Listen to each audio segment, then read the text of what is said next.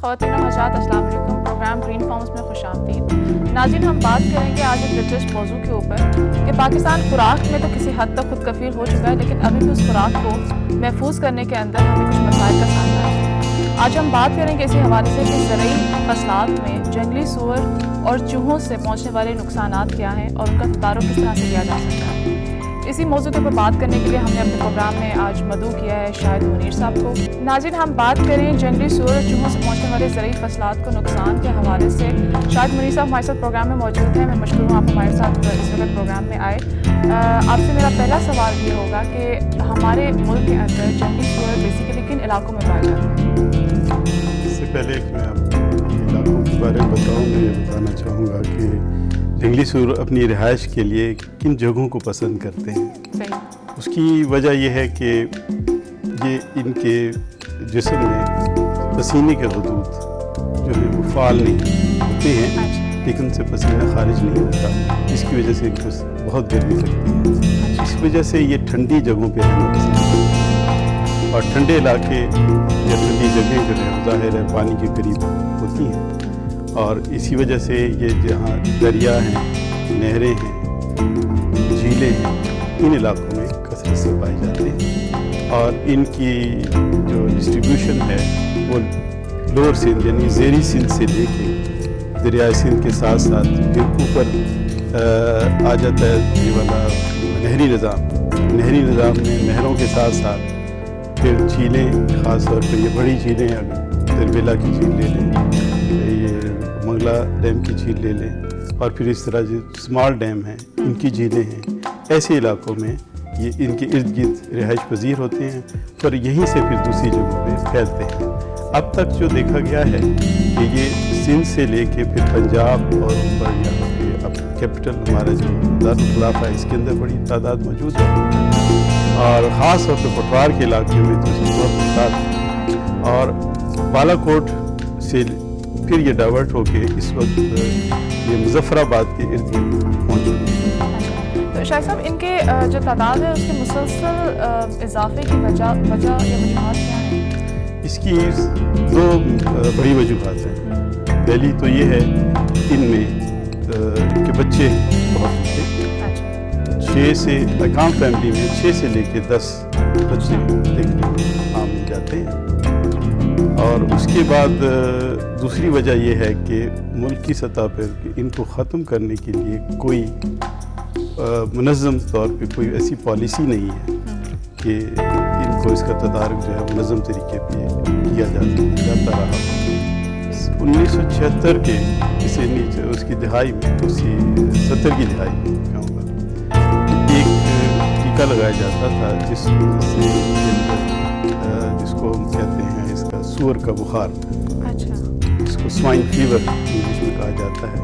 اس کے ذریعے ایک وائرس کی جسم میں داخل کیا جاتا تھا۔ اس کے بعد پھر یہ بخار کا جو یہ وائرس ہے یہ دوسرے پاپولیشن میں پھیل جاتا تھا، جس سے ان کی موت جو ہے وہ بڑی سینکڑوں کی تعداد ہو جاتی ہے۔ لیکن پڑوسی ملک میں چونکہ اس کی ٹریڈ کی جاتی ہے، انہوں نے ہمارے اس کو شکایت کی یونائٹڈ نیشن میں، جس کی بات ہم نے اس کو روکنا پڑا اس پروسیس کو۔ اب یہ ہے کہ اب اس وقت کوئی ایسی مربوط کوئی نظام ملک میں موجود نہیں ہے جس کے تحت کیا جا رہا۔ تو یہ جنگلی سور فصلوں کو کیسے نقصان پہنچاتے ہیں؟ جنگلی سور چونکہ یہ رات کو نکلتے ہیں اپنی پناہ گاہ سے اور ریوڑ کی شکل میں نکلتے ہیں۔ عموماً ایک کنبہ جو ہے یہ فیملی ہے، اس میں 2 بڑے جانور جو مادہ اور نر، اور اس کے بعد 7, 8, 10 بچے ایک لائن میں چلتے ہوئے نکلتے ہیں، اور ایک لائن میں چلتے ہوئے فصلوں کی طرف کا رخ کرتے ہیں۔ ان کی سونگنے کی قوت بہت ہوتی ہے، اور چونکہ جب فصلیں خاص طور پہ یہ دودھیا سٹیج میں ہوتی ہیں، خاص جس طرح مکئی ہے، مکئی کے دانے جب دودھیا ہوتے ہیں، گندم کے دانے میں دودھیا پن پیدا ہوتا ہے، تو اس کی مہک فضا میں پھیلتی ہے، تو فضا سے اس کو سونگ کے اس کی ڈائریکشن کا، اس کی سمت کا اندازہ لگاتے ہیں، اور یہ کماد، مونگ پھلی، مکئی، سبزیات تقریباً ہر قسم کی فصلوں کو اجاڑتے ہیں. یہ اجاڑنے کھاتے کم ہیں, اجاڑتے زیادہ ہیں. ایک اور نقصان ان کا جو ہے, یہ کسی فصل میں جب داخل ہوتے ہیں تو ان کی اگر وہ اس کو نہ بھی کھائیں, نہ بھی اس کو نقصان پہنچائے, صرف گزر جائیں, تو ان کے جسم سے اٹھنے والی بدبو اور ان کی پیشاب کی وجہ سے ان کی بدبو جو ہے یہ اس کی فصل کے میں سرایت کر جاتی ہے, جس کی وجہ سے اگر وہ بچی کچی فصل کو کسان مویشیوں کو بطور چارہ بھی دینا چاہے تو وہ مویشی اس کو کھانے سے انکار کرتے ہیں. تو شاہد صاحب ذرا یہ واضح کریں کہ مطلب انسانوں کے اوپر بھی یہ حملہ کرتے ہیں جنگلی سور, کیا ہے سوال؟ جی, انسانوں کے اوپر حملہ کے بہت واقعات ہر سال ہوتے ہیں اور کچھ لوگ ان کی بھیڑ چڑھ جاتے ہیں اور کافی تعداد میں زخمی ہونے کے واقعات جو اخباروں میں اور ویسے لوگوں کو آپس میں.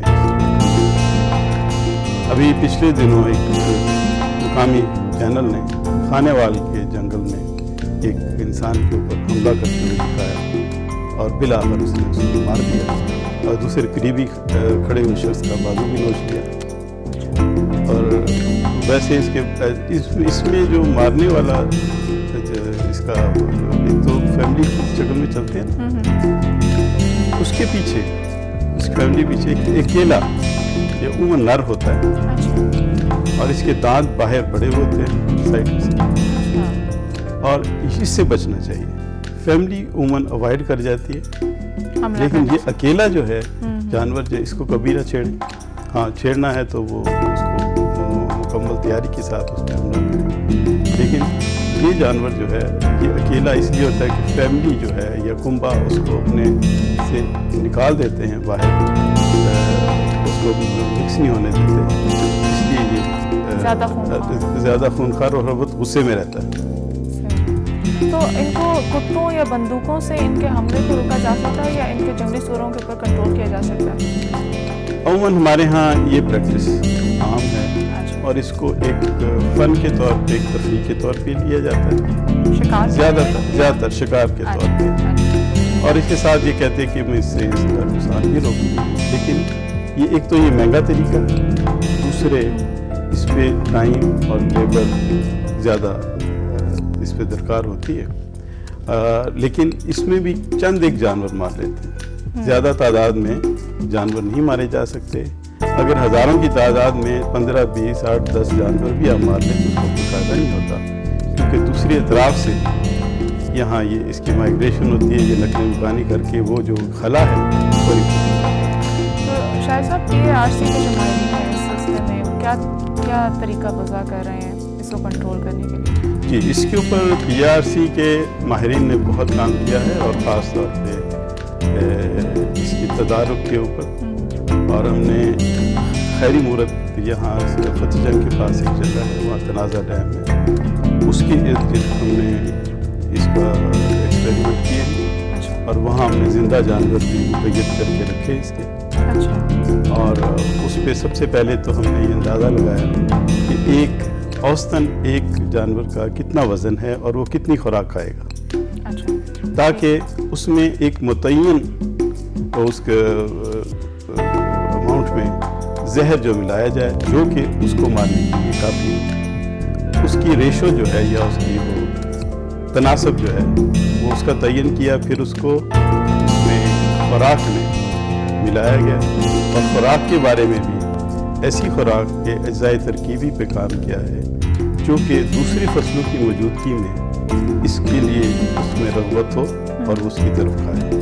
پھر اس کو اس طریقے سے کھلانے کے اوپر بھی تجربہ کیا ہے کہ بیک وقت بہت سے جانور اس کو کھا سکے.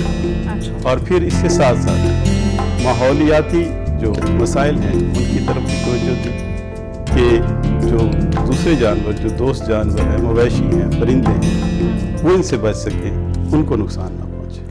تو شاہ صاحب جنگلی سوروں کے ساتھ ساتھ چوہوں کا بھی جو ہے سدباب ضروری ہے فصلوں کو بچانے کے لیے, تو اس وقت کون سے طریقے رائج کیے گئے ہیں اس چوہوں کے سدباب کے لیے؟ یہ PRC نے ملکی سطح پر رکھتے ہوئے ملکی جو اویلیبل ہیں زہر ہیں اور تو اس کو مد نظر رکھتے ہوئے 2 طرح کے طریقوں پر کام کیا ہے.